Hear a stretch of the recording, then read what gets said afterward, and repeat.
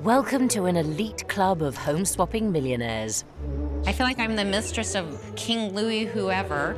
They all have one thing in common: second homes that look like this.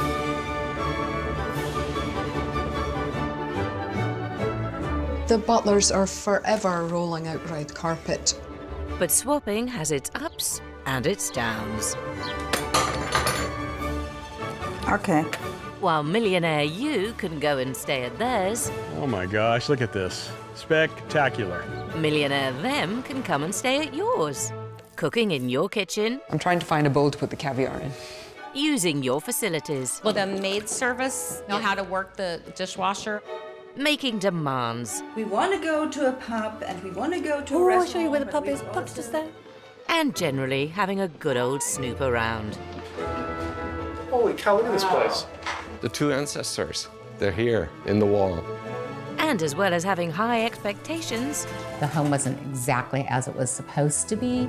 provided the club think you're good enough. I'm not entirely sure how far away it is, probably a few hundred metres, but it is quite a considerable main road.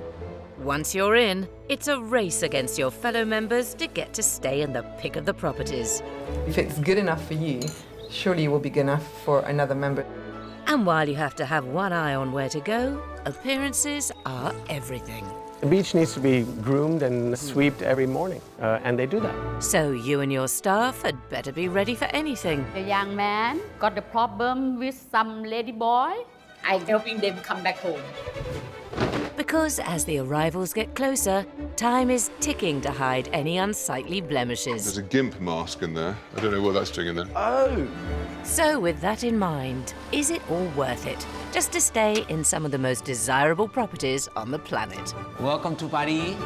It's time to find out.